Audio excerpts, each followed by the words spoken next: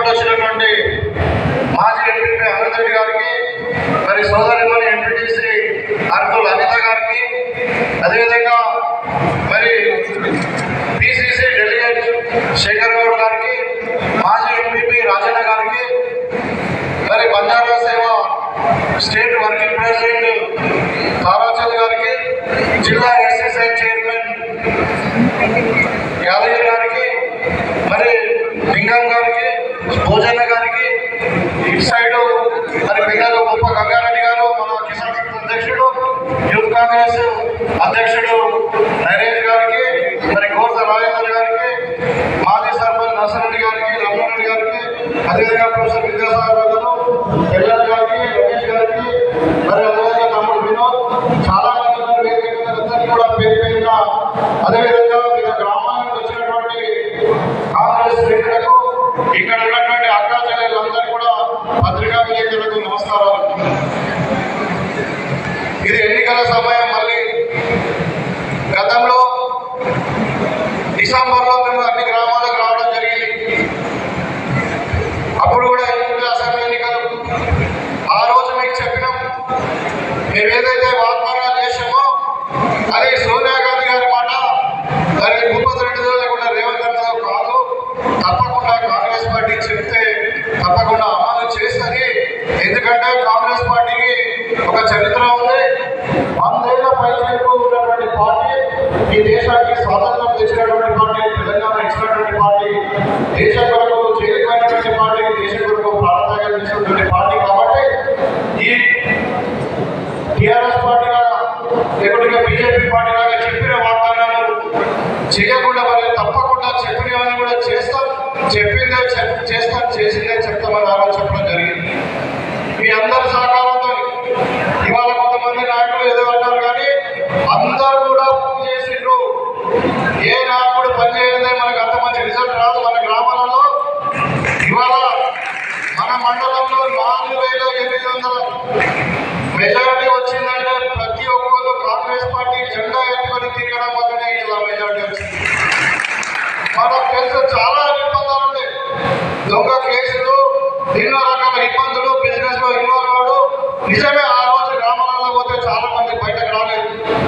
కానీ ఇలా అందరూ కూడా మనందరూ కూడా కలిసికట్టుగా పనిచేయడం వల్ల ఇలా నేను గెలిచినా మళ్ళా నేను నా కారణం వల్ల మన పేద నాయకుడు రేవంత్ రెడ్డి గారు కూడా ముఖ్యమంత్రి అని మన అధికారంలోకి వచ్చినారు. సరే, కొన్ని గ్రామాల నుండి వచ్చిందో రాలేదో వాళ్ళకి ఇంటిమేషన్ ఉండకపోవచ్చు, లేదంటే నిన్న మొన్న వర్షాలు పడి పంటల పంటల నష్టం జరుగుతుందని అలా దాంతో బాధపడి పడకపోవచ్చు, లేకుంటే వెళ్ళిపోవచ్చు. ఏదో ఉండొచ్చు, కానీ మనకు నాకు తెలిసి మొత్తం చక్రపల్లి మండలంలో అన్ని గ్రామాలలో మంచి మేజార్టీ వచ్చింది మనకు. కాబట్టి మీ అందరి విషయం ఈరోజు ఫలితం దాంట్లో ఎవరికి ఇచ్చపరచాల్సిన అవసరం లేదు. కాకపోతే ఒక స్థాయి ముందు తక్కువ చేస్తారు, ముందు ఎక్కువ చేస్తారు, పూల స్థాయిలో వాళ్ళు చేస్తారు. ఇంటి యజమాని ఒక పని చేస్తాడు, కొడుకు ఒక పని చేస్తాడు, కోడలు ఒక పని చేస్తుంది, అత్త ఒక పని చేస్తారు. అందరు సమానంగా పని చేయలేదు. కాబట్టి ఒక పెద్ద వ్యవస్థ. కాబట్టి మనం ఇవాళ అధికారంలో ఉన్నాం, ప్రజల ఆశీర్వాదం గెలిచినాం. ఇప్పుడు ప్రజలకు ఎట్లా మనం సేవ చేయాలని ఆలోచించాలి తప్ప మనకు చిన్న చిన్న పట్టించుకోవాలని చెప్పి నేను నాయకులకు కోరుతా ఉన్నాం. ఇవాళ మనం చూస్తూ ఉన్నాం, పెద్దలు రేవంత్ రెడ్డి గారు 7వ తారీఖున డిసెంబర్ సోనియా గాంధీ గారి సమక్షంలో, రాహుల్ గాంధీ గారి సమక్షంలో, అదేవిధంగా మరి ప్రియాంక గాంధీ గారి సమక్షంలో లాల్ బహదూర్ స్టేడియంలో ప్రమాణ స్వీకారం చేసిన ముఖ్యమంత్రిగా. అదే రోజు మనం ఏదైతే ఇందిరమ్మ పేరు మీద అభయాస్తం మనం పుస్తకాలు పెట్టినామో 6 గ్యారెంటీలు, ఆ 6 గ్యారెంటీలకు అదే రోజు కూడా సంతకం పెట్టినటువంటి సందర్భం మీకు అందరూ కూడా తెలుసు. చెప్పిన తర్వాత దాన్ని చట్టబద్ధం చేయడానికి కొన్ని టైం పడుతుంది. వెంటనే 2 రోజులకు మన తెలంగాణ ఇచ్చినటువంటి సోనియా గాంధీ గారి బర్త్డే రోజు 2 పథకాలు అమలు వచ్చింది. అది మొట్టమొదటిది. ఇక్కడ ఉన్నటువంటి ఆడపడుచులు అక్కలందరూ కూడా ఆర్టీసీ బస్సులు ఫ్రీ చేయడం జరిగింది.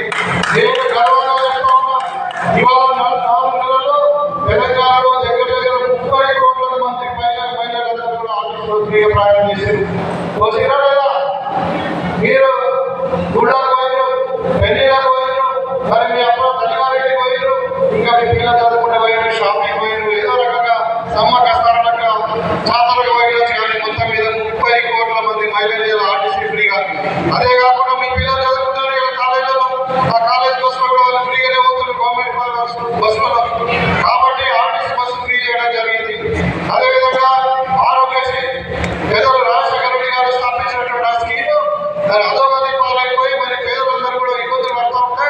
ఏ హాస్పిటల్ పోయినా కానీ మరి ఈ ఆపరేషన్ ఇంత డబ్బులు వస్తాయి, మరి మీరు ఇంకా ఎక్కువ కట్టాలో లేకుంటే మా దగ్గర మీరు కాదు ఆపరేషన్ పథకం లేదు అని అనే సమస్య ఉన్నది. మరి దానికి ఇవాళ రోగాల సంఖ్య కూడా పెంచి 5 లక్షల నుండి 10 లక్షల వరకు ఎంత పెద్ద ఆపరేషన్లు ఉంటాయి. కంతి ఉండని, మెదడులో కంతి ఉండని, కడుపులో కంతి ఉండని, గుండె ఆపరేషన్ ఉండని, నడువు ఆపరేషన్ ఉండని, ఏది ఉన్నా కానీ ఇవాళ గవర్నమెంట్ వైద్యాన్ని ప్రజలకు అందించాలనే ఉద్దేశంతో 10 లక్షల రూపాయలు ఆరోగ్యశ్రీ పథకాన్ని పెంచడం జరిగింది. అదేవిధంగా మీకు ఆ పథకాల పేరు మీద ఎవరు అర్హులు ఎవరు కాదు ఏది అన్నది మరి ఒక 8 రోజులు ప్రజాపాలన పేరు మీద అధికారులే మీ గ్రామాలకు వచ్చి అక్కడ టేబుల్ వేసుకొని కూర్చొని మీ అప్లికేషన్ తీసుకున్నారు. ఇంతకుముందు